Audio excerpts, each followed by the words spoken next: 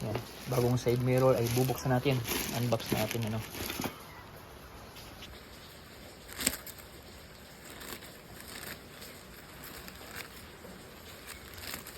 So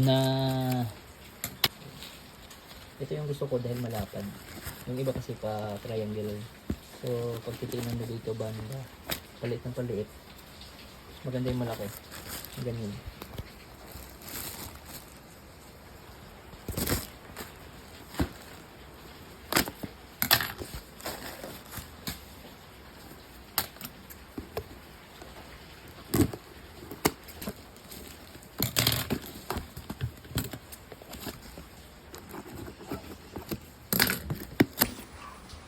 Yun. Natin.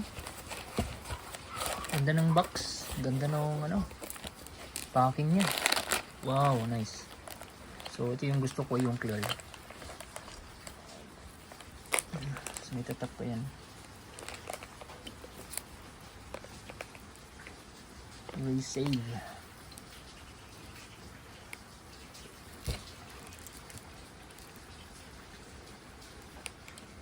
Stig. Ganda.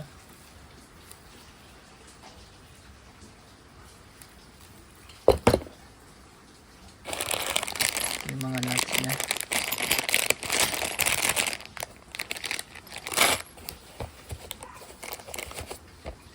Bracket.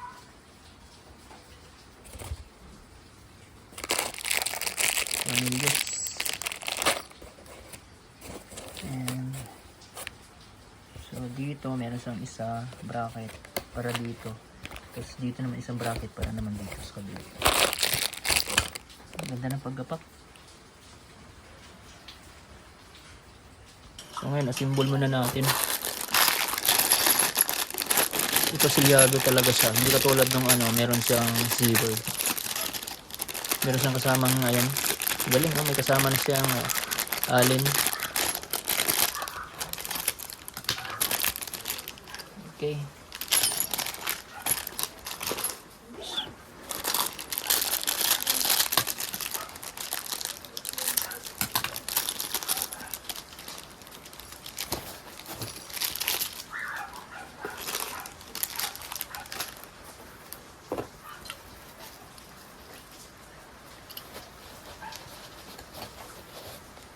Yung bracket para dun sa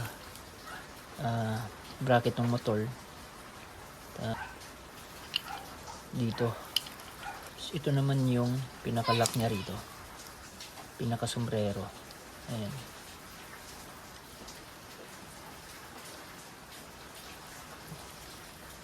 Yun. Dalawang klase yung ano natin, ano niya, yung takip. Merong ganito, merong ganito, merong ganito. Ito naman ay para dito sa bracket niya. Ayan o. Ayan. Okay, diba? Ayan. After na kumapit yung tornilyo. So ang gawin muna natin ngayon ay kunin natin yung allen. May kasama na siya. Complete pack na. Tapos higpitan muna natin konti. Then forma natin dun sa motor natin ay ganon. Kailangan nakataas yung pangalan. Ito yung sa ilalim eh. Okay, double cup naman. Kaya maganda tignan. Okay, ganyan siya. Tornilyo. Sa may nut pa ba ilalagay? So,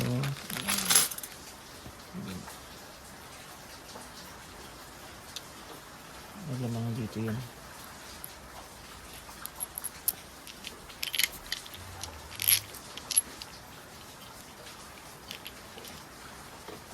So, nilagyan ng nut. Ayan.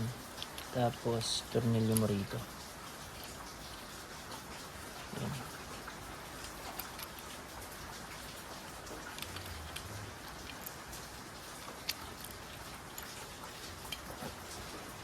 Isang sukat lang naman. Maliban dun sa may maliit.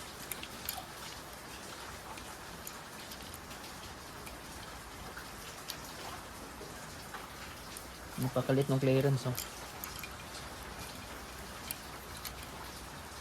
Ano sumasayad na.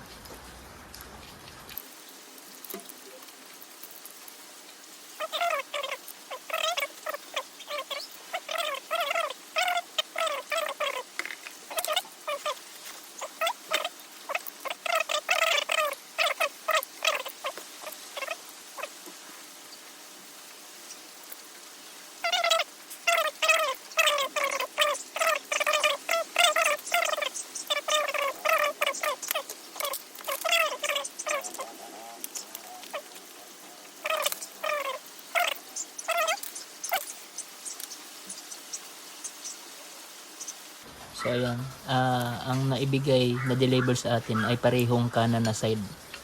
Dapat ganyan, di ba, motor? Ganyan, kabilaan. Tingnan mo naman yung ano nyo, yung tornilyo, tapos yung dito. Di ba? Yung ganito ay ito. Oh. Di ba? Parehang kanan na side yung dineliver sa atin. So, dahil may cup naman siya, kahit pagbaliktaran natin yung tornilyo, hindi na mahalata. Dahil may takip naman siya. Ito yung nagremedyo sa problema. Buti may cup, di halata yung tornilyo na di pantay sa magkabilaan. So, ito na yung bandang left side.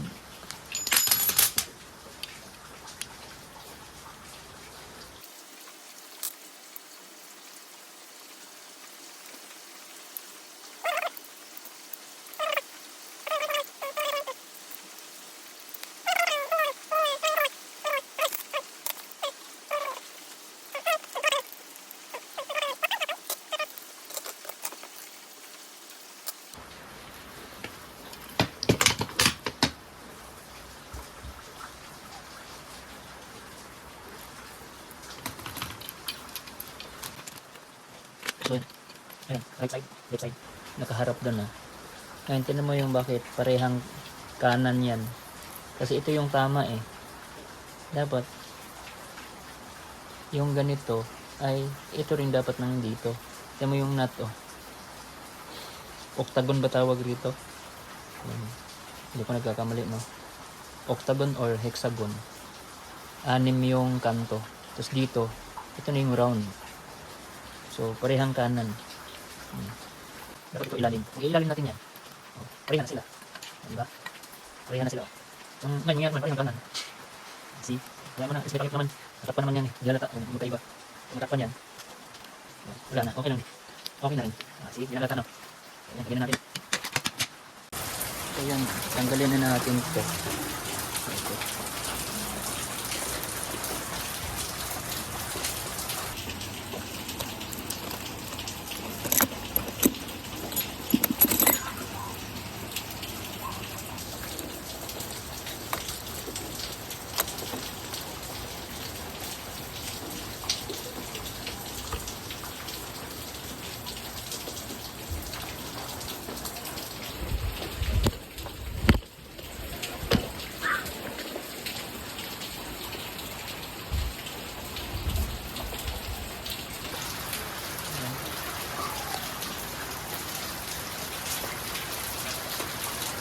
Maulan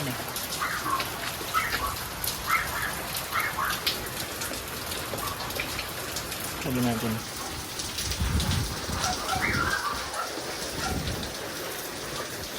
Adjust natin. Sikot.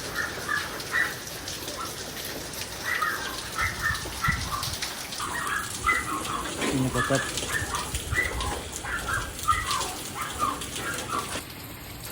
Adjust mo lang ng ganun Ikot lang naman yun. Yun ikot-ikot. Yung ano yun taas. Gusto mo. Yan.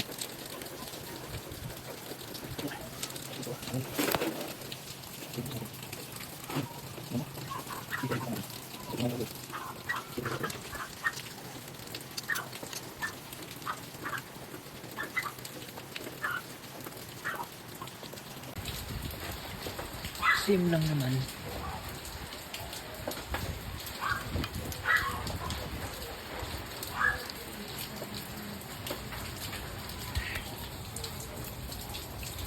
Yun, makeup na.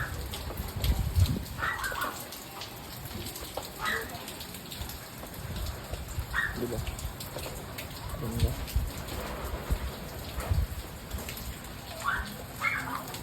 So, lagyan natin.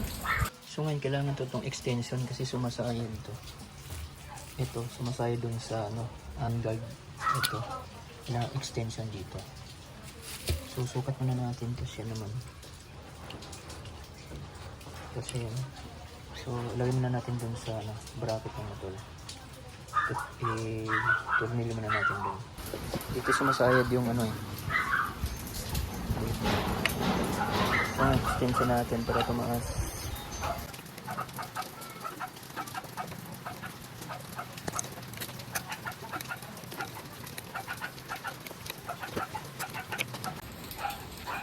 Ito na extension nilagay ko.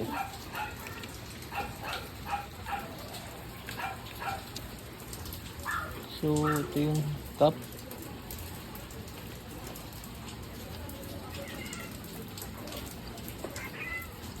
Okay. Tapos ito ay dito.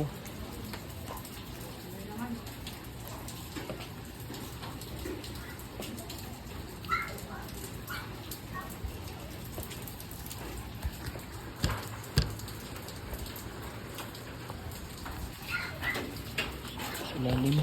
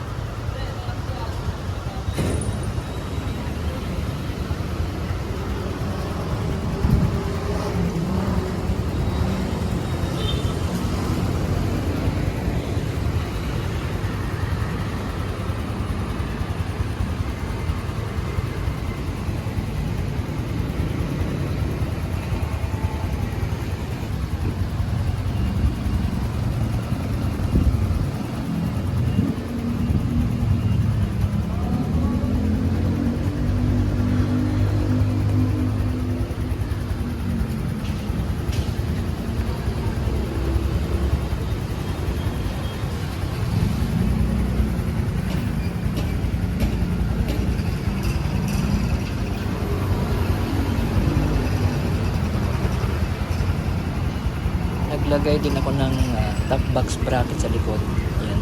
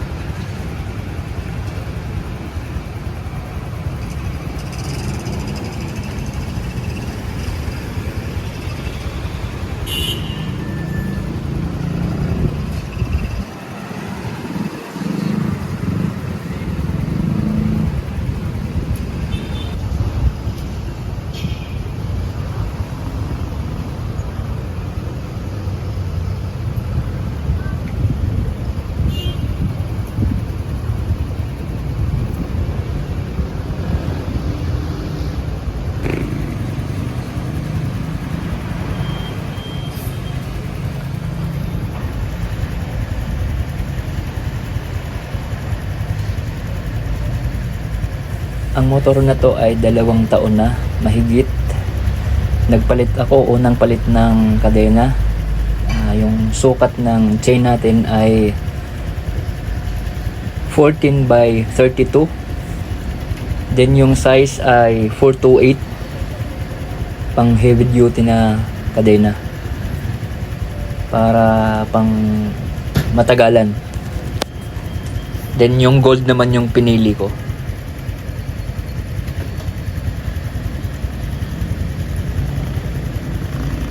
Naglagay rin ako ng isang kulay ng sticker, yung kulay blue, para related.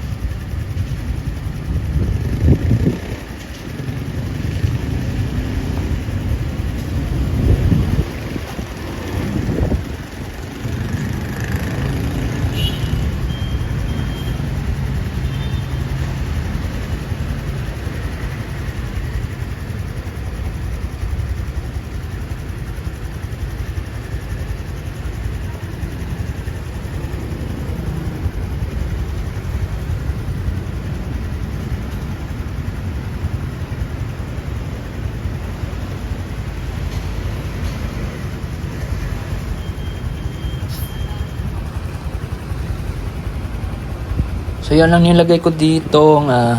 Ang size ng gulong ay 60 by 80 by 17 yung di sa harap.